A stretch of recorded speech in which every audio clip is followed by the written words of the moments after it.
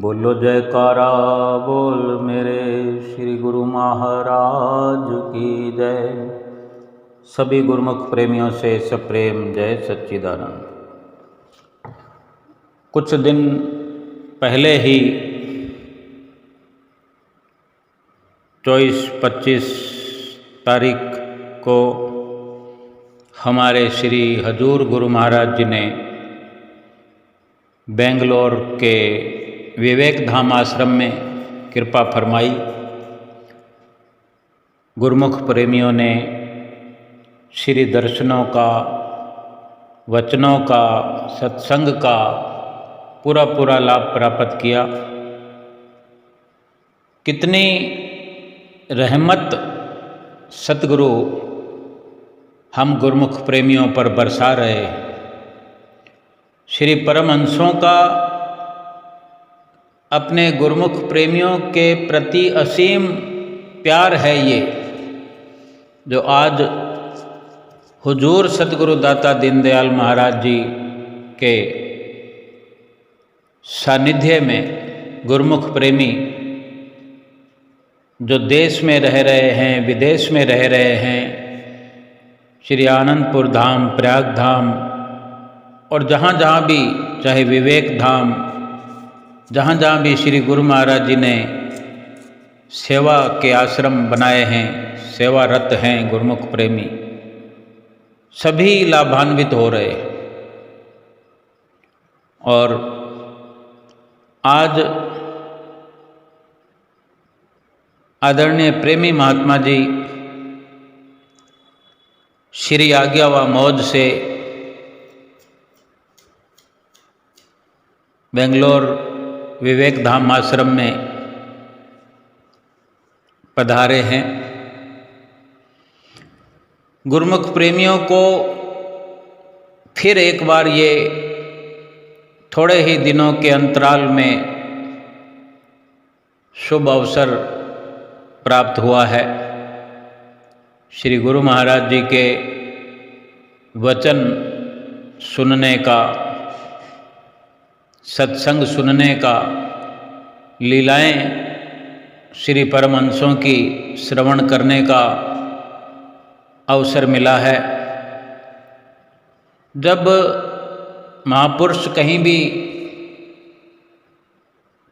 आया करते हैं, जहाँ भी विराजमान हो जाया करते हैं, उनकी संगत सोहबत में गुरुमुख प्रेमियों को लाभ ही लाभ मिलता है। और एक ये बात भी है कि न जाने किस वक़्त किस प्रकार के वचन से हम गुरुमुख प्रेमियों के भीतर बदलाव हो जाए, हमारा काया पलट हो जाए। जो नित्य प्रति ऐसे स्वर्णिम अवसरों का लाभ उठा रहे हैं, उठाया करते हैं, उनके जीवन में हर पल खुशियां ही बरसती रहती है। आदरणीय महात्मा जी ने हजूर छठी पातशाही गुरु महाराज जी का आशीर्वाद सबको सुनाया। पंचम पातशाही गुरु महाराज जी हमारे श्री परमहंस अवतार पंचम पातशाही गुरु महाराज जी जो हमारे साथ जीवन भर रहे, एक विशाल जीवन हमें प्रदान किया, पल पल करके हमें निहाल किया।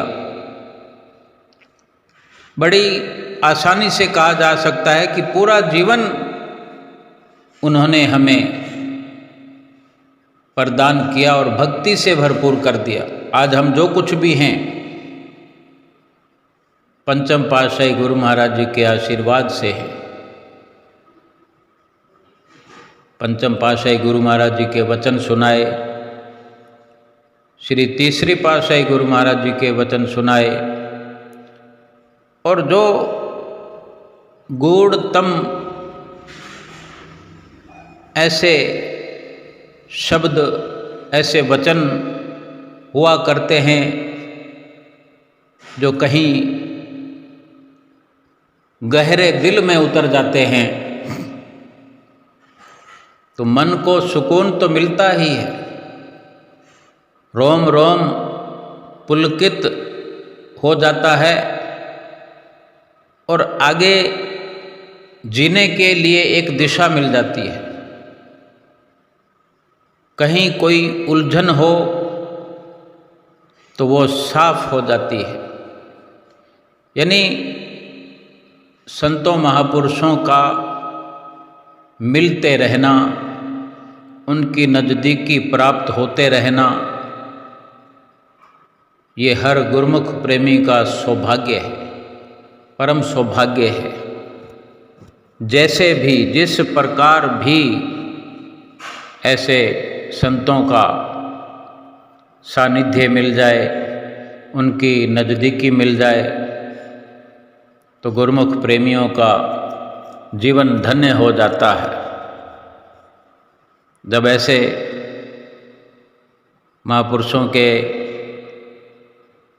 आने का संदेश मिलता है तो गुरुमुख प्रेमी तो अपने धन भाग मनाते हैं कि कुछ सेवा का अवसर मिल जाता है, श्री गुरु महाराज जी की दुआ आशीर्वाद मिलती है, श्री गुरु महाराज जी के वचन सुनने को मिलते हैं। एक नया नवेला अवसर मिल जाता है।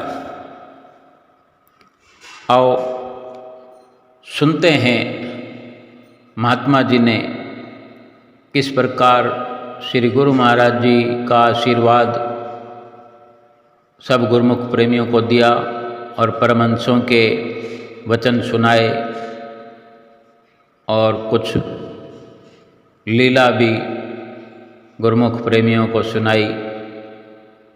आदरणीय महात्मा जी के मुख से सुनते हैं। से जुड़ती है, सिमरन पे बैठते हैं, भजन पे बैठते हैं, दर्शनों की लगन लगती है, तो हर तरह से जो है हम सतगुरु के चरणों से जुड़े रहते हैं। और महापुरुष भी जब भी हमें उनके चरण कमलों में पहुंचने का अवसर मिलता है तो वो हमें यही प्रेरणा देते हैं कि भक्ति के नियमों की पालना करो। क्योंकि भक्ति के नियमों की पालना का अर्थ क्या है कि हम हर वक्त सतगुरु के ध्यान से जुड़े, सतगुरु का सिमरन करो, हर वक्त सिमरन करो। 2 घंटे तो वही बैठ के करना है, लेकिन हर वक्त सिमरन करना है ताकि जो है सेवक जो है हर वक्त सतगुरु की सिमरन से जुड़ा रहे। गीता में भगवान ने कहा है कि दम बदम ता वक्त आखिर, यानी श्वास, हर श्वास में और आखिरी श्वास तक, दम बदम ता वक्त आखिर, जिनको मेरा ध्यान है, जो मेरे ध्यान से जुड़े हैं, जो मेरे चरणों से जुड़े हैं, मेरी याद से जुड़े हैं, मेरी लीलाओं से जुड़े हुए हैं,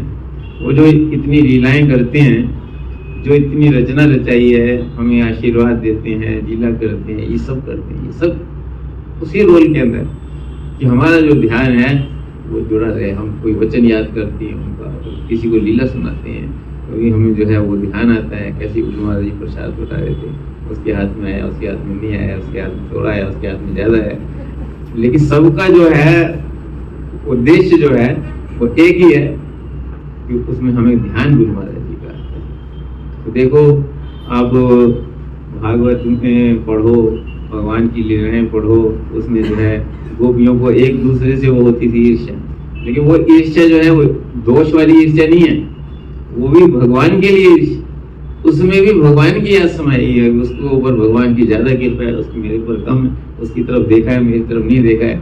यही बातें तब चलती थी, यही बातें अब भी चलती हैं, लेकिन उन सब का जो उद्देश्य है वो यही है। मतलब भगवान की हर लीला का उद्देश्य यही है कि मनुष्य का जो ध्यान है वो संसार से हट करके मेरे चरणों से जुड़ जाए। श्री गुरु महाराज फरमाते हैं, जिसने इस लोक में मुक्ति प्राप्त नहीं करी वो परलोक की क्या आशा कर सकता है। मतलब इस लोक में अगर उसने अपने ध्यान को सतगुरु के चरणों से दृढ़ कर लिया तो वो शरीर की अवस्था तो कैसी भी हो सकती है, कभी दुख है, कभी सुख है, कभी कैसा है, कभी गर्म है, कभी सर्द है, तो जैसे मौसम चेंज होता रहता है।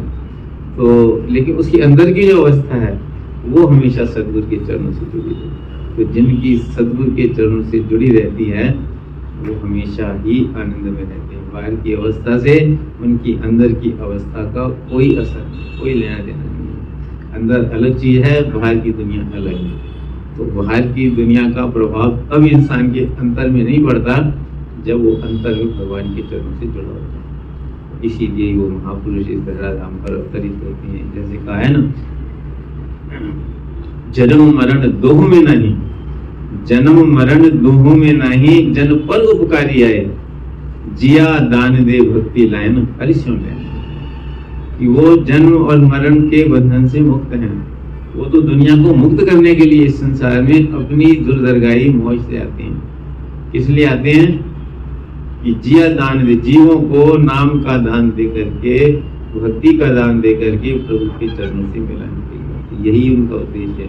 इसीलिए उनकी जितनी भी रचना है वो ऐसी रचना है कि जो इंसान दुनिया के कार्य व्यवहार सब कुछ करता हुआ भी उनका जो हृदय है वो सदगुरु के चरणों से किसी न किसी रूप में जुड़ा है। इसलिए हम सबका कर्तव्य है, उनकी इतनी कृपा है, मंगलवार वासियों पर विशेष कृपा है, शुरू से ही विशेष कृपा है। तो वहाँ भी उनको दर्शन के लिए बुलाते हैं, यहाँ भी दर्शन दे करके जाते हैं, यहाँ भी लीलाएं करके जाते हैं। तो इसलिए हम सबका विशेष कर्तव्य भी, हमारा भी विशेष कर्तव्य है कि हम जो है हर वक्त, हर पल, हर क्षण ध्यान के रूप में अंतिम तौर पर जो है सदा सदगुरु के चरणों से जुड़े रहे। जैसे कहा, कर से कर्म करो विधि नाना, मन में राखो कृपा नहीं। कर से जो है कर्म करो, सब जो है जो दुनिया के कर्तव्य हैं वो भी पूरे करने हैं।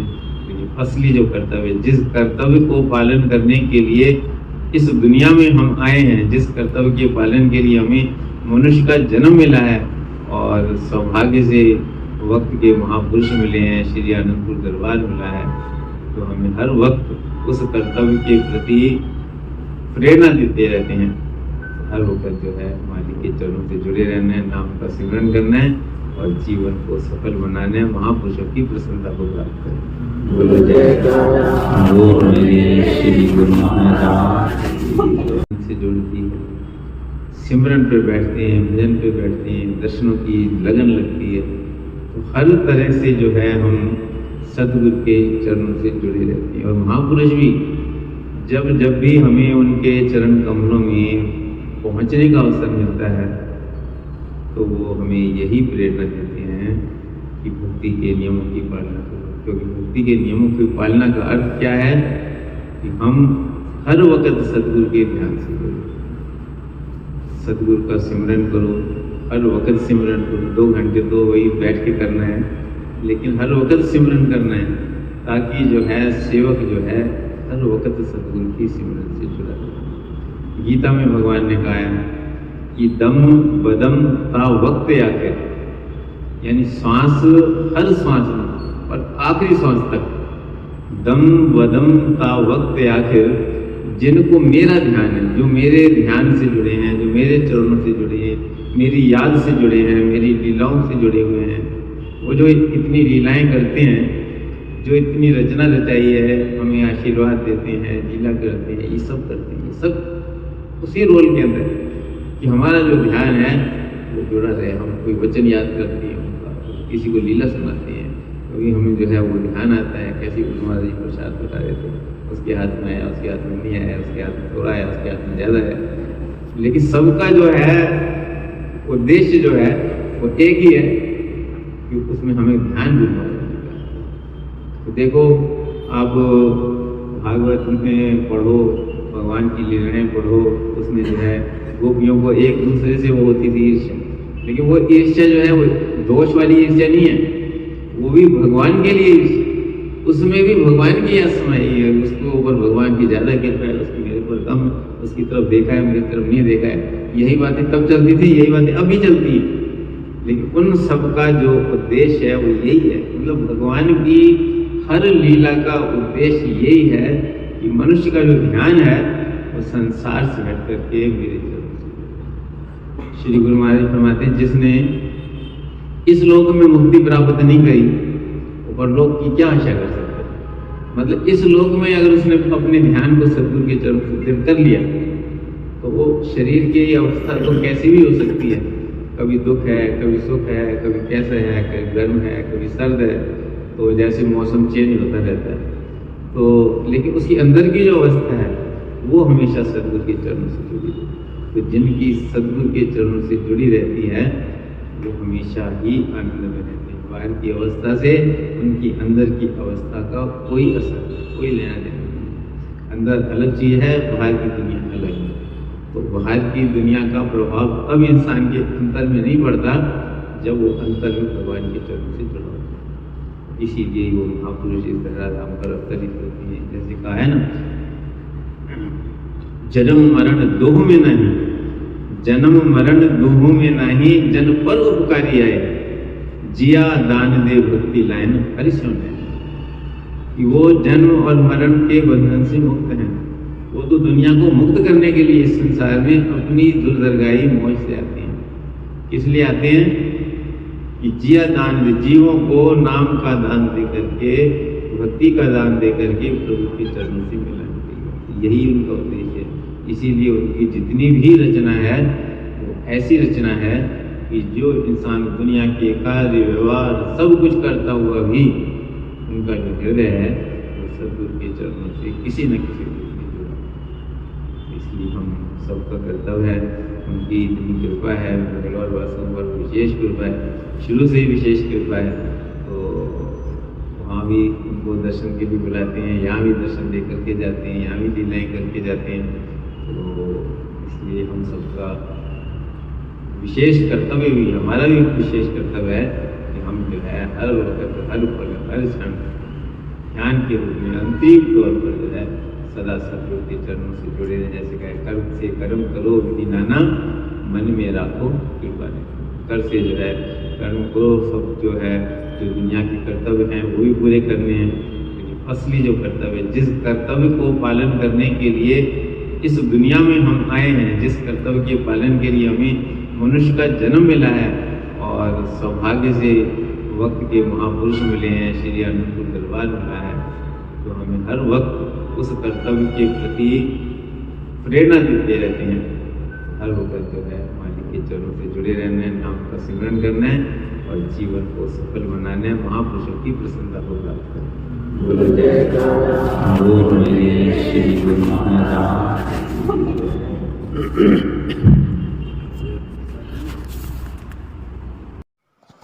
सभी ने आदरणीय महात्मा जी का सत्संग सुना, वचन सुने, किस प्रकार से श्री परमहंसों के पंचम पातशाही गुरु महाराज जी के वचन सुनाए, चाहे थोड़े थोड़े शब्दों में ही, लेकिन सार समझा दिया। चाहे तृतीय पातशाही गुरु महाराज जी के वचन सुनाकर, पंचम पातशाही गुरु महाराज जी के वचन सुनाकर एक सच्चाई का आईना दिखा दिया। और गुरुमुख प्रेमी जब जब भी अपने मन को एकाग्र करके सुना करते हैं सत्संग, वचन, महापुरुषों की लीलाएं, उस वक़्त में, उन घड़ियों में मन पवित्र से पवित्र होता चला जाता है। और जो भी वचन एकाग्रता से सुनने पर दिल की गहराइयों में उतरते हैं, उतर जाते हैं और वहाँ ठहर जाते हैं, वो वचन, वो शब्द सतगुरु के धुर दरगाही शब्द होते हैं। वो जब हृदय के अंदर, दिल के अंदर ठहर जाते हैं तो वो अपना प्रभाव दिखाना शुरू करते हैं। वहाँ की जो मलिनता होती है, जो वहाँ विकार इकट्ठे होते हैं, इकट्ठे हुए पिछले जन्मों के या इस जन्म के वो सभी विकार सतगुरु के वचनों के प्रकाश में जलकर भस्म होने लगते हैं, दिल साफ होने लगता है। क्योंकि वचनों में ये भी तो संदेश हर रोज मिलता है गुरुमुख प्रेमियों को, भजन सुमरन करने का, 5 नियम निभाने का। आज भी तो सभी गुरुमुख प्रेमी किस प्रकार से एकाग्रता पूर्ण सुन रहे थे। ये संदेश भी आज फिर से मिला कि केवल महापुरुषों ने ये जो नियम निर्धारित किए हैं, पंचम पातशाही गुरु महाराज जी ने ये 5 नियम श्री दरबार में निर्धारित किए हैं, श्रद्धा व प्रेम से इन्हें निभाते चले।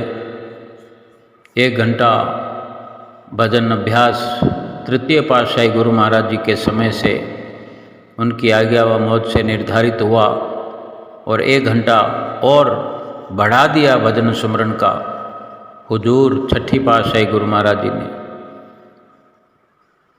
2 घंटे कर दिया। 24 घंटों में नित्य प्रति जरूरी कर दिया। ये रोज हमें सुनने को मिलता है और यही सत्य का संग कहलाता है। सत्संग के बहुत बड़े मायने यही होते हैं कि सत्संग को दिल में उतारना, उस पर अमल करना, उस पर चलना, यानी उन वचनों को अपने जीवन में अपनाना।